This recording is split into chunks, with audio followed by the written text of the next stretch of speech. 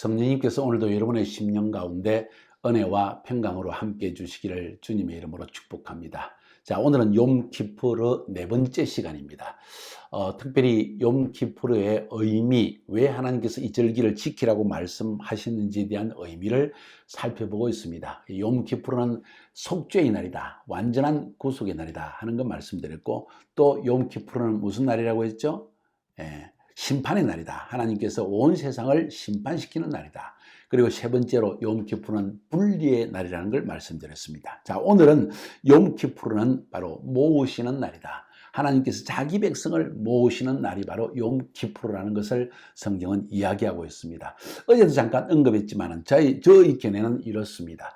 나팔절 때 주님이 공중 재림하셔서 그때 남아있는 모든 성도들, 죽은 자와 산 자가 예수 믿는 자는 다 하늘로 휴거가 되어집니다. 이것은 주로 대부분 이방인의 휴거라고 볼 수 있지 않는가 생각이 되어집니다. 그리고 난 다음에 그때로부터 유대인은 지상에 남아서 소위 야곱의 환란 혹은 큰 환란을 지나갑니다. 열흘간의 환란을 지나가는데 그 환란의 기간 동안에 유대인들이 복음을 전거하고 그 중에 또 이방인 가운데 살아남은 자도 많이 복음을 영접하게 되고 주님 앞에 돌아오게 됩니다. 그리고 마지막 욤키푸르 때 큰 나팔 소리와 함께 하나님께서 땅 끝에서 하늘 끝에서 자기 백성을 다 불러 모아서 온 이스라엘을 구원받게 하는 것이 바로 그때가 아닌가 하는 생각을 가지게 되어집니다. 자, 그런 의미에서 볼 때 욤키푸르는 마지막 유대인들을 하나님께서 모으시는 날이 욤키푸르다 하는 생각을 가지게 되어집니다. 이사야서 27장 12절 13절에 보니까 너희 이스라엘 자손들아 그날에 여호와께서 창이라는 하수로부터 애굽 시내까지 과실을 뜨는 것 같이 너희를 하나하나 모으시리라. 그날에 큰 나팔을 불리니 아수르 땅에서 멸망하는 자들과 애굽 땅으로 쫓겨난 자들이 돌아와서 예루살렘 성산에서 여호와께 예배하리라. 지금 지상에서 하나님께서 행하실 놀라운 이스라엘 백성을 다 모으시는 마지막 때 그 일을 지금 이야기하고 있습니다. 마태복음 24장 30절부터 34절까지에서는 그때에 인자의 징조가 하늘에서 보이겠고 그때 땅의 모든 족속이 통곡하며 그들이 인자가 구름을 타고 능력과 큰 영광으로 오는 것을 보리라. 그가 큰 나팔 소리와 함께, 그러니까 지금 30절에서 말하고 있는 이 30절에서 말하고 있는 것은 하늘에서 인자의 징조가 하늘에서 보이고 땅의 모든 족속은 통고하고 그리고 인자가 구름을 타고 오신다는 것은 나팔절의 이야기고 31절에는 그 다음에 일어날 일, 그가 큰 나팔 소리와 함께 천사들을 보내리니 그들이 그의 택하신 자들을 하늘 이 끝에서 저 끝까지 사방에서 모으리라. 모아서 이사야서 27장에 말하는 것처럼 예루살렘 성산에서 여호와께 지금 예배하게 해주신다. 이런 이야기를 지금 하고 있는 것이 아닌가 하는 생각을 가지게 되어집니다. 자, 중요한 것은 지금 나팔절과 욤키푸르의 시간에 분명히 분리가 일어난다. 알곡과 가라지를 분리하시고 양과 염소를 분리하는 일이 일어난다 하는 사실을 기억하고, 두 번째로 분명히 휴거가 일어난다. 그런데 휴거 때 주로 아마도 이방인들의 휴거가 일어나지 않겠는가, 교회의 휴거라고 말할 수 있겠죠.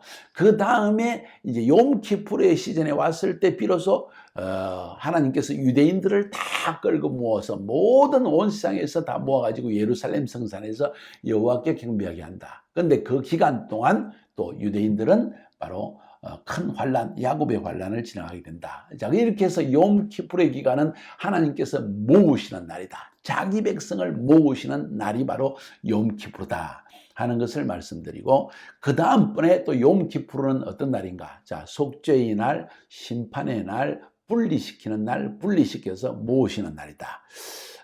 그 다음에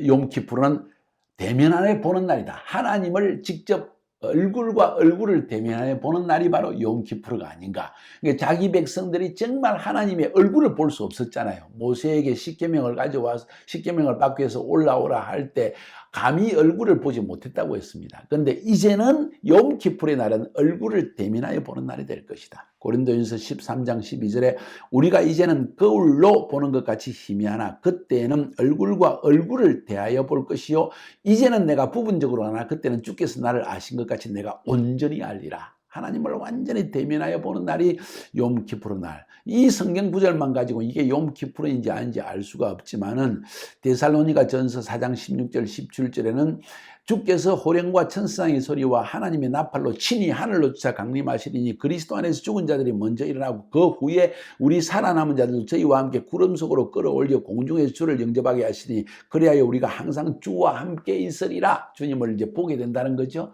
나팔절부터 시작해서 이방인은 주를 쳐다보고 이제 욤키푸르 때는 직접 주님을 예루살렘 성산에서 보게 되는 것이 아닌가. 자, 그러면 공중에 휴거한 이방인 그리고 지상에 예루살렘에 모인 유대인 어떻게 차이가 벌어진가? 그건 저도 자세히 알 수가 없습니다. 아마도 어쩌면 공중에서 완전히 하늘나라에 올라간 것이 아니라 공중에서 들림을 받고 이 환란의 기간 동안에만 공중에 있었기 때문에 유대인들을 모으시는 욤키푸르의 시즌에 이 휴거한 이방인들도 다시 지상에 내려와서 천년왕국, 꼭 초막절을 천년왕국을 상징하는 초막절이 시작되는 것이 아닌가 저는 그렇게 한번 생각해 봅니다. 중요한 것은 바로 모세가 시내산에서 하나님을 대면하여 보았다고 했고 백성들은 하나님을 보지도 못했는데 바로 이 하나님을 이제는 대면하여 볼 수 있는 그런 날이 왔다. 그래서 욤키푸르는 하나님을 대면하여 보는 날이다. 이렇게 표현을 할 수가 있습니다. 세 번째로 욤키푸르는 어느 날일까요? 성경에 기록된 바로 그 날,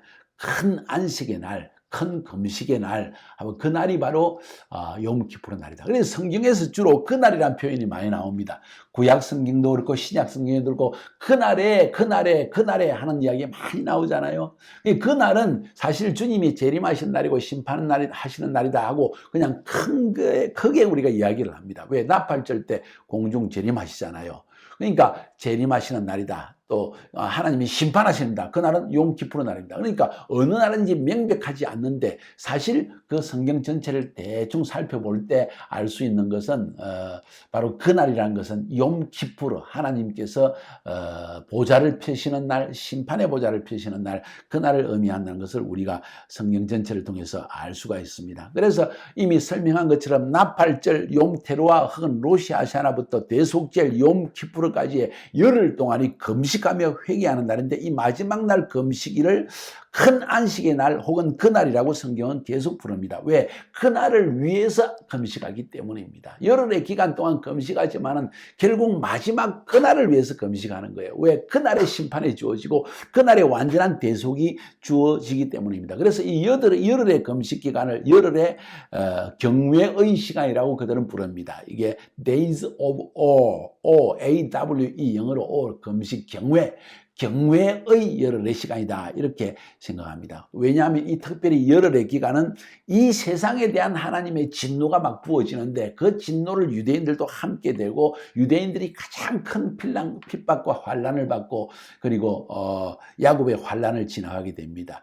그래서 이 열흘의 금식은 지상에 내려지는 하나님의 진노를 피해 달라고 간절하게 금식하는 기간이라고 말할 수가 있습니다. 그래서 이 열흘의 기간은 우리가 한 민족이 한 나라가 하나님 앞에 회개할 수 있는 유일한 마지막 기회입니다. 그래서 나팔 뜰 때 마지막 나팔이 부는 겁니다. 큰 나팔이 불기 전에 하나님께서 문이 닫혔다고 하기 전에 이 나팔 소리를 듣고 열흘의 기간 동안 금식하여 나오되 나 자신의 개인, 내 가족, 그리고 내 친척, 내 민족, 내 나라 전체가 하나님 앞에 구원받게 해달라고 기도해야 됩니다. 카자흐 민족 구원받아야 되고 러시아 민족 구원받아야 되고 한국 민족 참 구원받아야 되고 우이구르 민족, 우즈벡 민족, 타타르 민족 모든 민족이 여러분 구원받아야 됩니다. 그래서 열흘 기간 동안 금식하며 나가는 그날 바로 큰 안식의 날이요 큰 금식의 날로 이야기하고 그날을 Days of Awe, 경외의 날이라고 말하는 것입니다. 이 금식은 그래서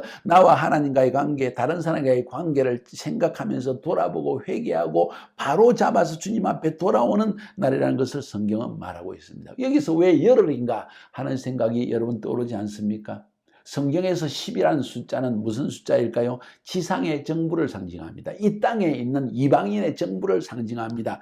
또 혹은 북이스라엘 북이스라엘을 상징하기도 합니다. 북이스라엘은 이방인과 함께 이방으로 완전히 이방화되어졌습니다. 남왕국 유다는 바벨론에 가서 유다이즘을 개발하고 유다이즘을 흥왕하게 하고 안식일을 더 새롭게 하고 시나고게를 만들어내고 그래서 자기의 신앙 정체성을 지켰는데 북이스라엘의 10지파는 아수르에 잡혀가지고 이방 나라에 동화되어 버렸습니다. 그래서 어떤 학자들은 이야기하기를 이 10개의 지파, 북이스라엘의 10개의 지파들이 완전히 이방 나라들과 이렇게 동화되어진 것을 접붙임의 기간이라고 이야기하기도 합니다. 그래서 북이스라엘을 통해서 사실은 하나님께서 온 세상 가운데 여호와 하나님을 전파하게 하고 이 일을 통해서 이방인 나라가 이 북이스라엘의 10지파를 통해서 접붙임을 받아서 진액을 받도록 만들어낸 기간이라고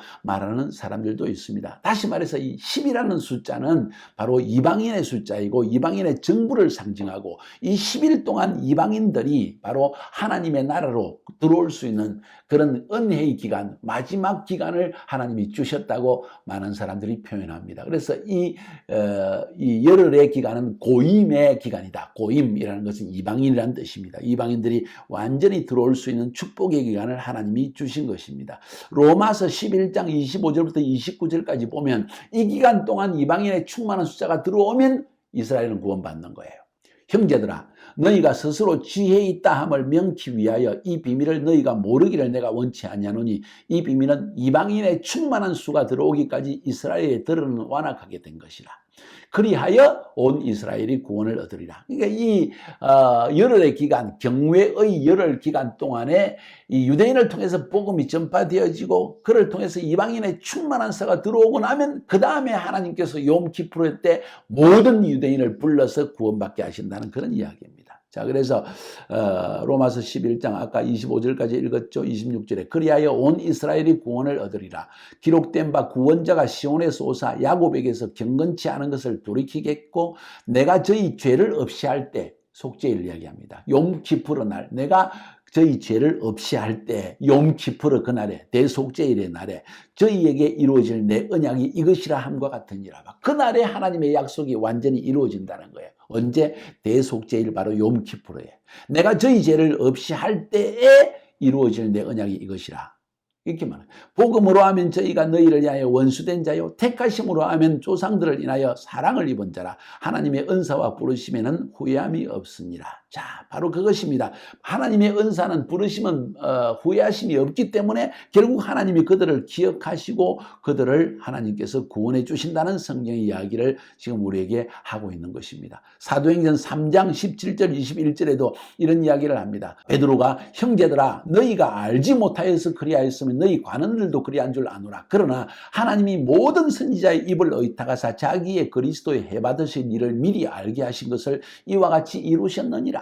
그러므로 너희가 회개하고 돌이켜 너희 죄 없이 함을 받아라. 이같이 하면 유쾌하게 되는 날이 주 앞으로부터 이를 것이요. 유쾌하게 되는 날 바로 욤키프르의 날이 임할 것이다. 또 주께서 너희를 위하여 예정하신 그리스도 곧 예수를 보내주실 것이다. 재림하실 것이다.